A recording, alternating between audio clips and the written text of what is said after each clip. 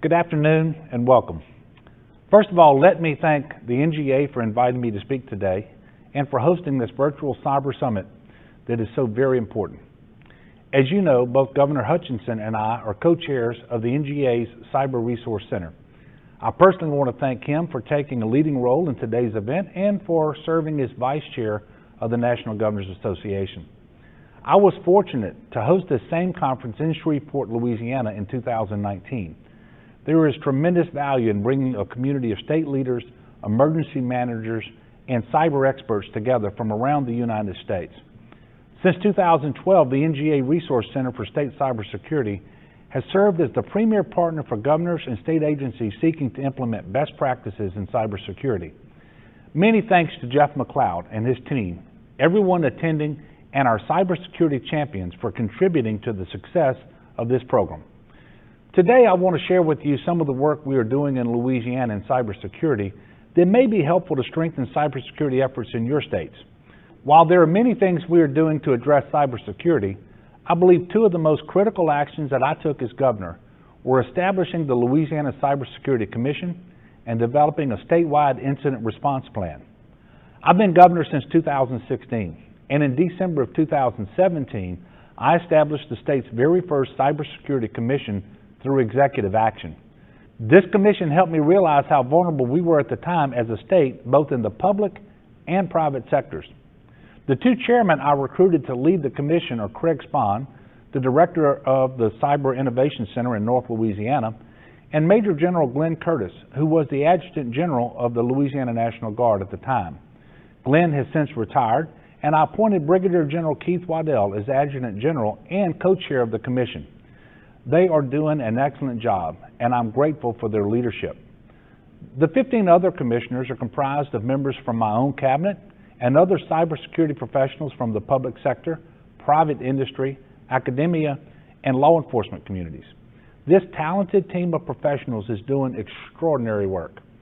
And from my perspective, I can tell you that the other most critical thing you can do as a state is to have a cyber emergency preparedness plan that has been battle tested and validated. In early 2018, the Commission created a committee to establish the state's very first cyber incident response plan and expanded our focus to consider the consequences of cyber attacks. They established Emergency Support Function, or ESF 17, which is a committee chaired by Jeff Moulton of the Stevenson Disaster Management Institute at LSU. Jeff has done a lot of extensive work in both emergency management and cyber at LSU and was the right person to lead this effort. In the summer of 2019, we were hit with a real-world cyber incident before we had a chance to test our plan. Right before school was scheduled to begin in August of that year, several of our K-12 parish school systems fell victim to ransomware attacks. Some of you may have seen the news reports.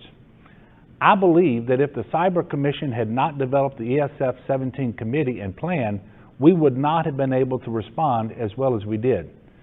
Soon after I was made aware of the series of cyber attacks, I declared a state of emergency and directed GOSEP to pull in the ESF 17 Crisis Action Team and begin executing our playbook. It was the first time in Louisiana's history that a cyber attack was addressed like a disaster.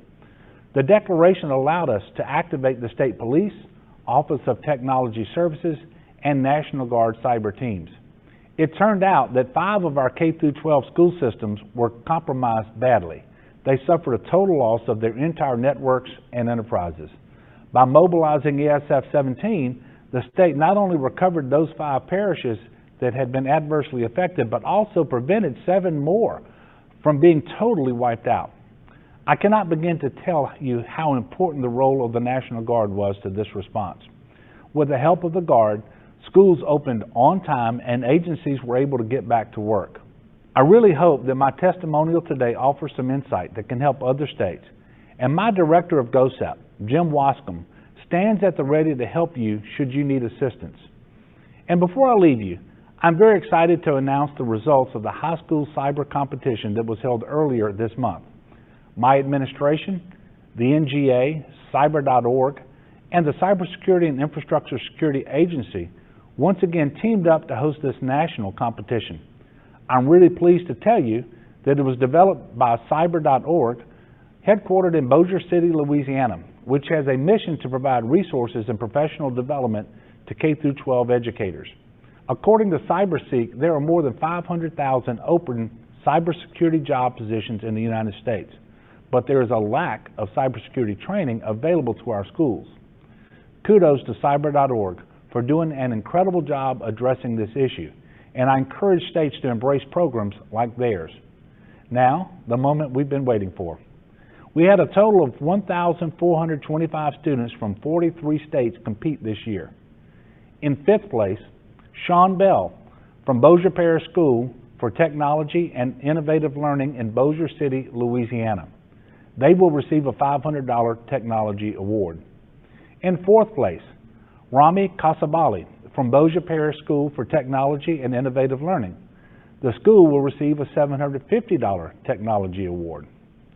In 3rd place, Liam Denehan from Airline High School, also in Bossier City.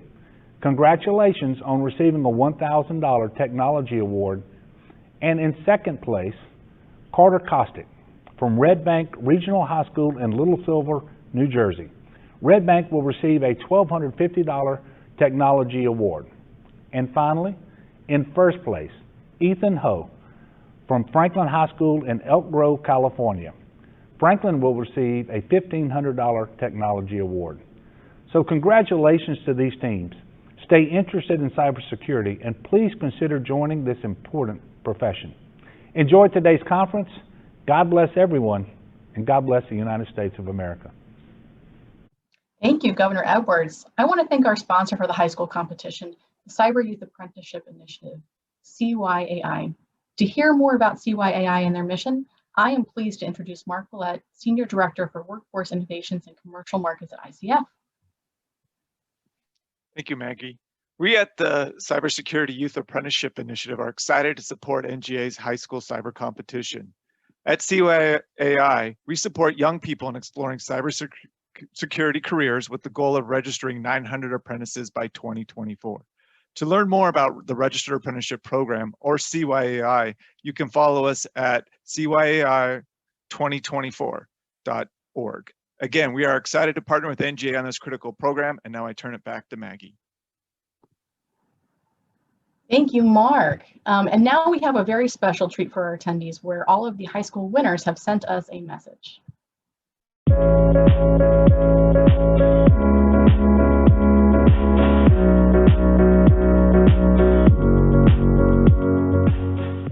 I had a lot of fun during the competition. I learned so much, and I always love learning, so that was great.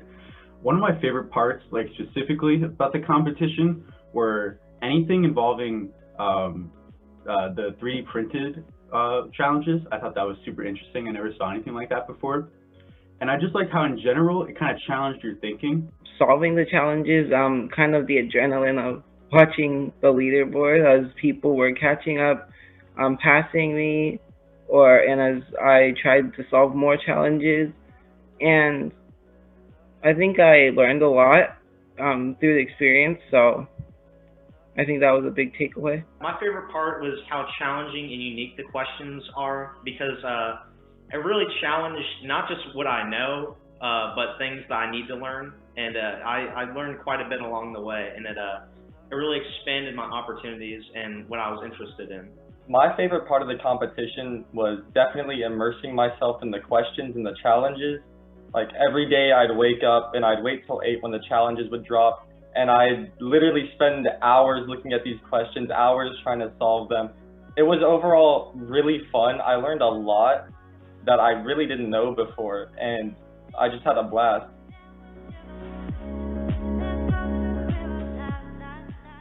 To be completely transparent, beforehand, I wasn't quite interested in cybersecurity, but after doing this competition, I became quite interested, and I started researching some future career paths. And to be honest, probably what is it called? Testing for vulnerabilities within software, because as time goes on, people are only going to get craftier, and it's going to require more out-of-the-box thinking. Yes, I've been interested in cybersecurity since 6th grade, I think.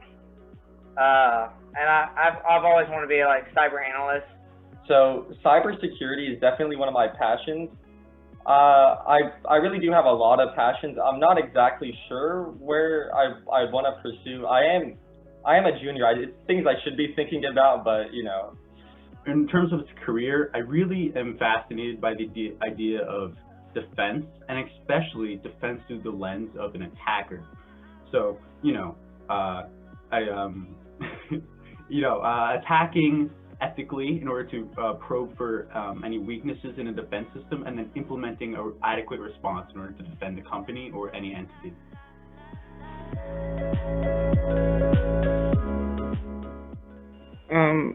I would like to thank there were several other competitors at the top that we gave each other encouragement as we communicated with each other, and we talked, and we just shared some encouraging words as we competed against each other. I'm very thankful for the teachers that recommended me this challenge and supported me along the way. A shout out to Mrs. Galante as well as Mr. Malonis. I'd like to thank my parents. Thank you, Mom and Dad. They've supported me through this journey, and I can't wait to see how far I go in the future. I was just going to say that this is a really great opportunity. I appreciate it being provided to me, and it was really fun. I enjoyed it. I'm really thankful for cyber.org and basically what they did for this challenge and this whole competition and what they really set up. It was a lot of fun for me to participate in. I'm sure it was a lot of fun for most of the other people. Like, I'd be able to set up like a competition between myself and other people. Like number one was Matt Danis, and I'd wake up sitting there, and I'd look at the scoreboard, and he'd be number one constantly, and like it was always just me trying to chip away at it, trying to climb up. I did at one point, but congratulations to Matt. He's crazy.